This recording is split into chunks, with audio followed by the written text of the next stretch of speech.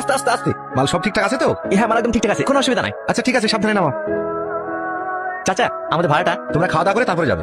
না চাচা খাওয়া দাওয়া করবো না, হ্যাঁ আমাদের বাড়ি অনেক লেট হয়ে যাবে। কোথায় বাড়ি তোমাদের? সন্ন্যাসী ডাঙ্গা। আচ্ছা ঠিক আছে। চাচা আপনি মনে হয় ভুলে 500 টাকা বেশি দিয়েছেন। ওটা ভুলে দিইনি, আজ আমার একমাত্র মেয়ের বিয়ে, তাই খুশি হয়ে তোমাকে দিয়েছি। ঠিক আছে চাচা, আসি তাহলে। সালমাকে বাড়িতে কোথাও খুঁজে পাওয়া যাচ্ছে না, ও মনে হয় অন্য কোনো ছেলের সাথে পালিয়ে গেছে। কি বলছিস তুই? হ্যাঁ আমি ঠিকই বলছি। চ চ চ, শুনলি তো কি বললো, যে বাপ এত কষ্ট করে মেয়ের বিয়ে দিছে, লাখ লাখ টাকা জিনিস কিনছে, সেই মেয়ে বাপের মুখে চুনকালি মাখিতে চলে গেল। হ্যাঁ রে, এসব মেয়ে থাকার থেকে না থাকা অনেক ভালো। তুই ঠিকই বলিস, চ। মা বাইরে আসো। হ্যাঁ আসি। তুই তিরপলটা গোছা, ঠিক আছে? টনি টনি, গাড়িতে একটা মেয়ে। তুমি বুঝতে পেরেছি, তার মানে একটু আগে আমার যে বাড়িতে সামাল আমি আসলাম না, তুমি কি সেই বাড়ি মেয়ে? হ্যাঁ। দেখো শিগগিরি। তোমার লজ্জা লাগে রে বিয়ের আসে তুমি পালিয়ে আসতে? টনি বাপের মেয়ে বাপের কাছে ফিরে দিয়ে আয়। না না, আমি বাড়ি যাবো না, আমি একজনকে ভালোবাসি, ওকে ছাড়া আমি বাঁচবো না, ওই জন্য আমি বাড়ি থেকে পালিয়ে এসেছি। যাকে ভালোবাসো তার সঙ্গে পালিয়ে যাবা, তুমি আমার কাছে কেন বলছো? 2 মাস হলো ও দুবাই কাজে গেছে। তো দুপাই কাজে গেছো, তো আমি কি করবো? যাও সেদিকে। না ও, আমি বাড়ি যাবো না, আমি বাড়ি গেলে আম্মা আমাকে মেরে ফেলবে, দয়া করে আমাকে 2 দিন আশ্রয় দিন, তারপর আমি আমার